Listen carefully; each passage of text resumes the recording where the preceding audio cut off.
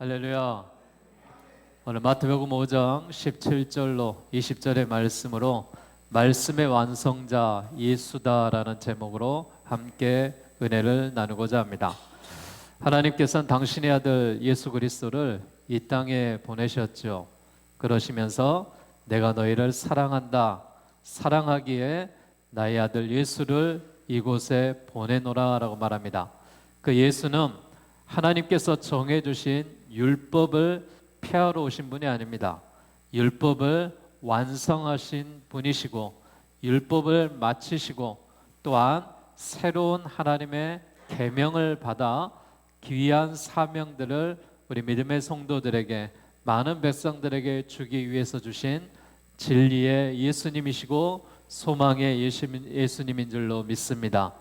오늘 예배하러 나오신 우리 모두에게 이 진리의 예수님, 소망의 예수님, 율법의 말씀의 완성자이신 예수님이 늘 동행하시는 놀라운 은혜가 주의 교회와 믿음의 성도들의 삶에 함께 하시기를 주의 이름으로 기원드리겠습니다.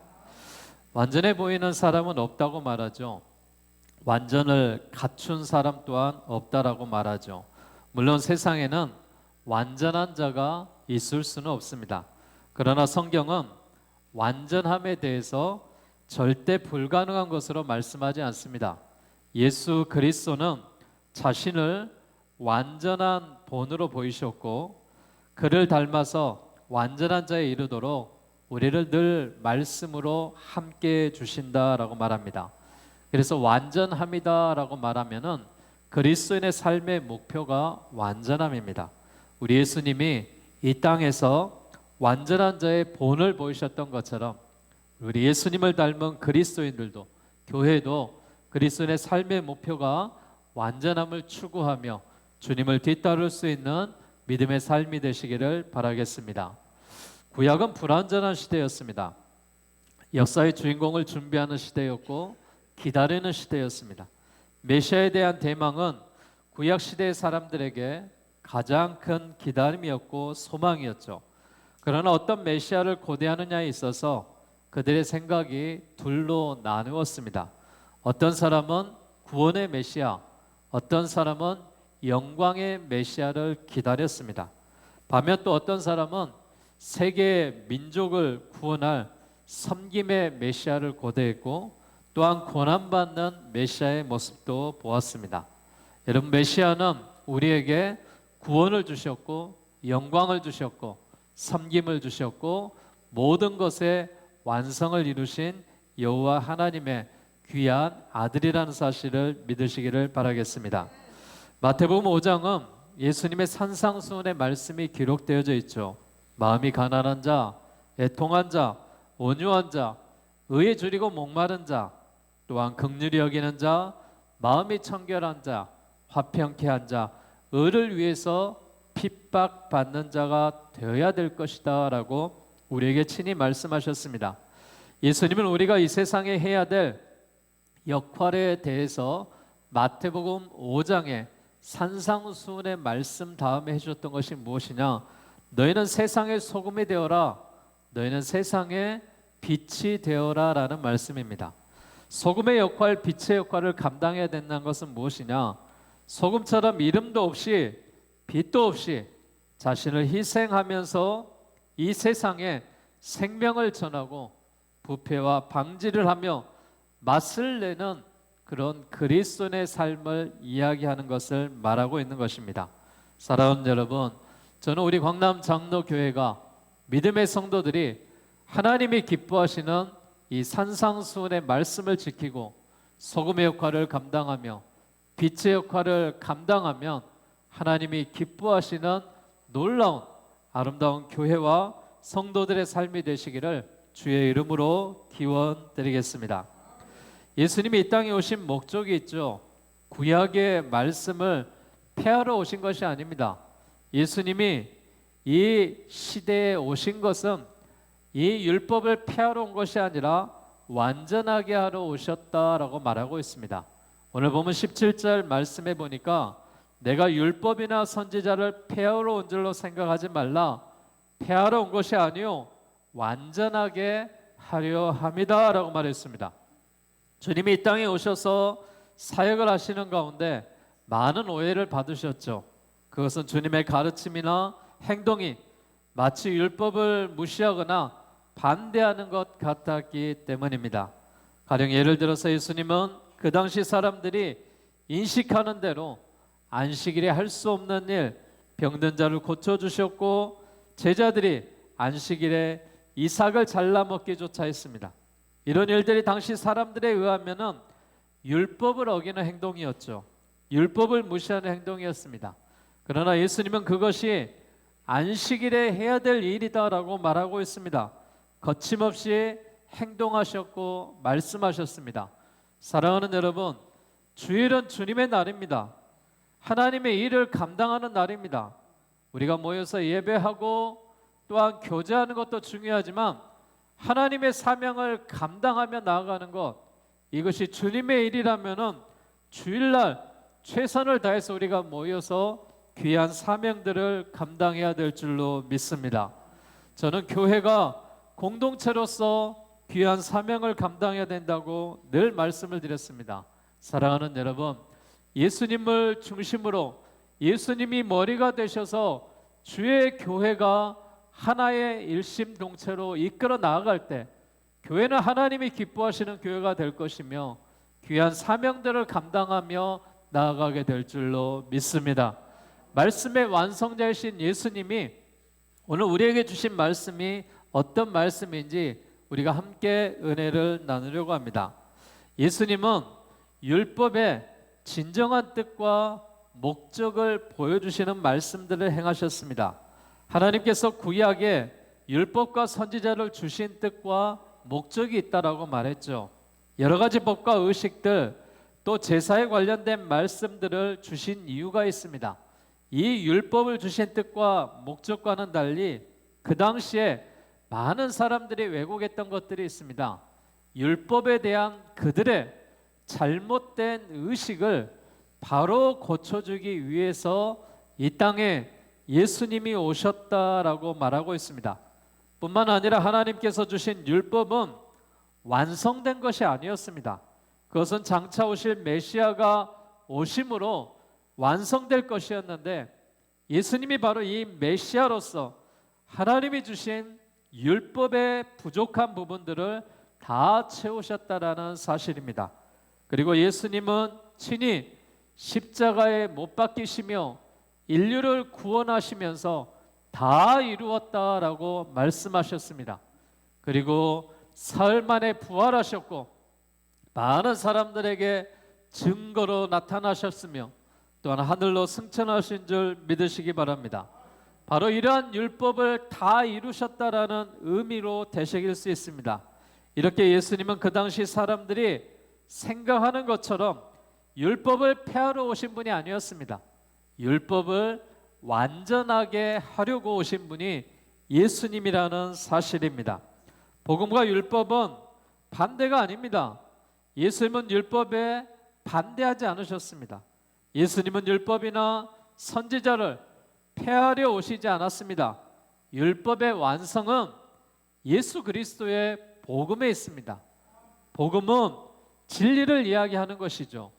예수님을 믿어야 구원받는다라는 진리가 복음이고 이것이 곧 하나님의 말씀인 율법의 완성이었다라는 사실입니다.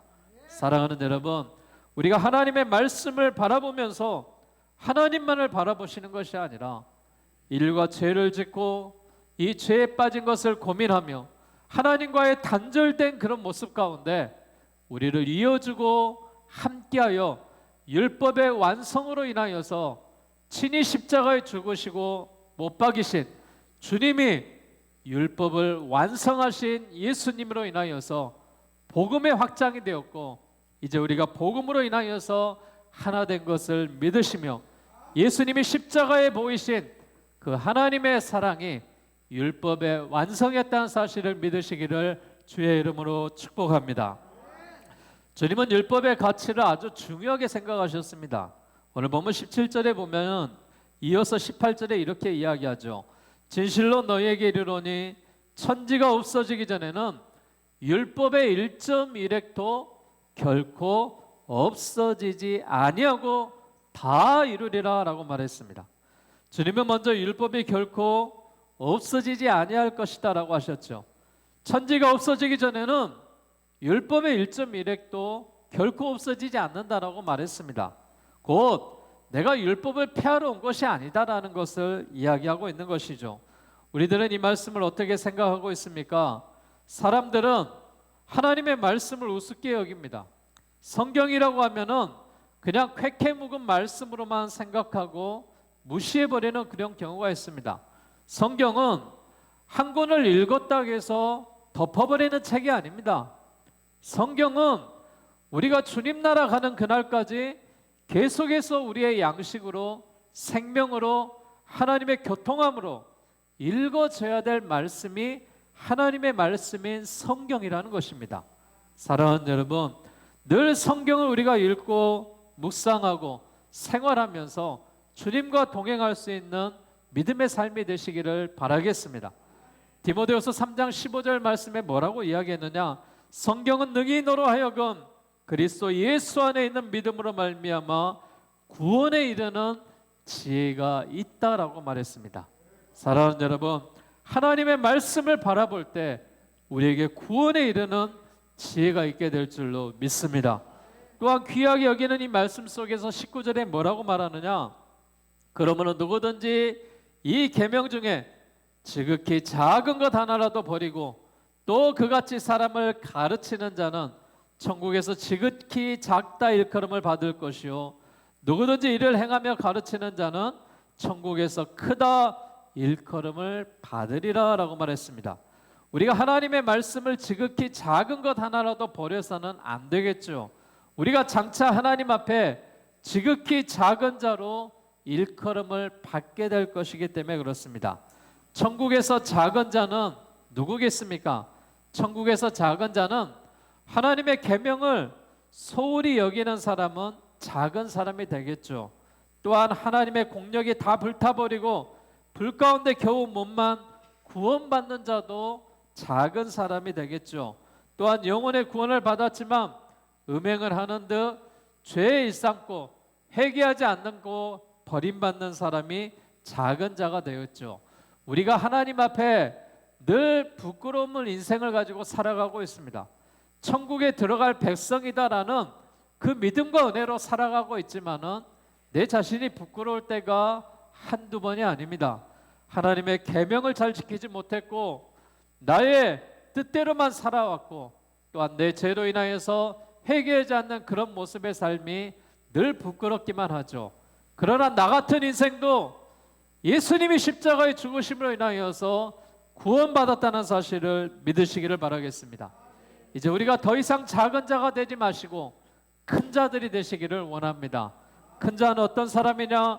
하나님의 말씀을 바로 가르치는 사람이 천국에서 큰 자다라고 말하고 있습니다. 또한 자기를 낮추는 사람이 천국에서 큰 자다라고 말하고 있습니다. 우리 이 말씀을 행하면서 가르쳐야 될 줄로 믿습니다. 어떤 사람이 이 말씀을 귀하게 여기는 사람입니까? 이 말씀대로 행하며 살아가는 사람인 줄로 믿습니다.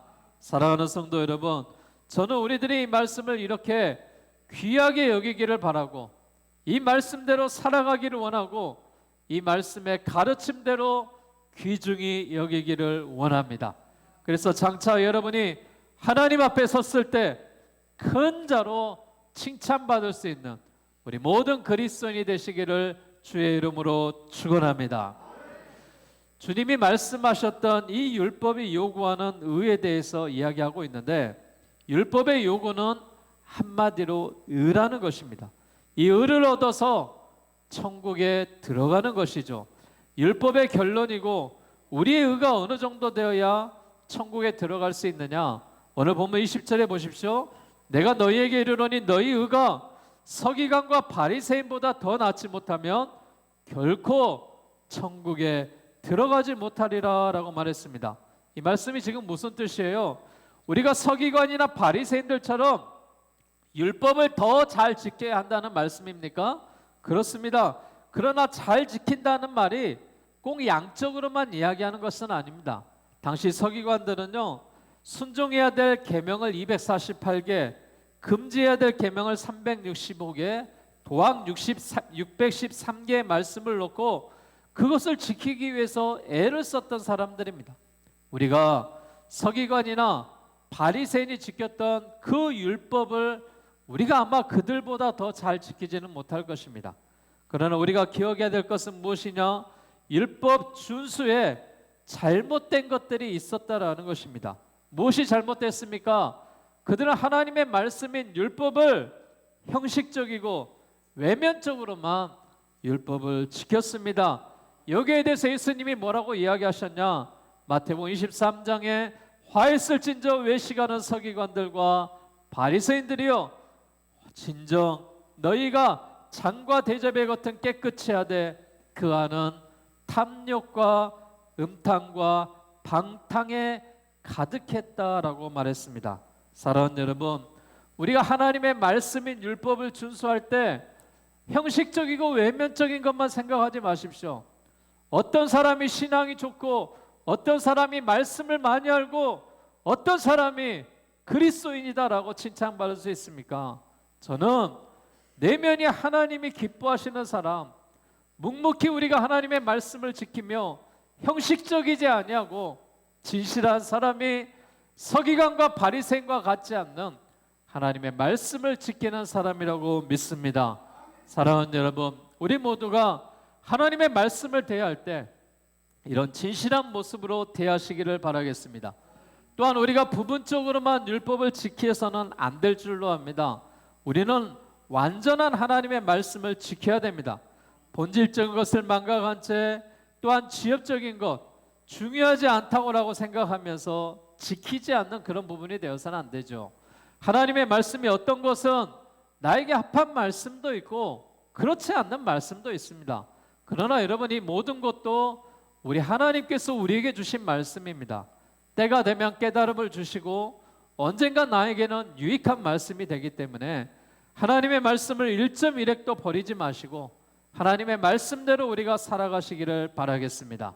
주님은 우리에게 뭐라고 이야기하셨냐? 너희의 마음을 다하고 뜻을 다하고 힘을 다하여 너희 하나님을 사랑하라, 내 이웃을 내 몸과 같이 사랑하라 라고 말씀해 주셨습니다. 이처럼 하나님의 사랑이 우리에게 미쳐졌기 때문에 그 사랑을 부분적인 것만이 아니라 우리 안에 예수가 들어오셔서 완전한 사랑으로 함께해야 될 줄로 믿습니다. 또한 율법을 자기 마음대로 해석해서는 안 됩니다. 예수님께서 그것을 오늘 본문 말씀에 대해서 뭐라고 말했냐?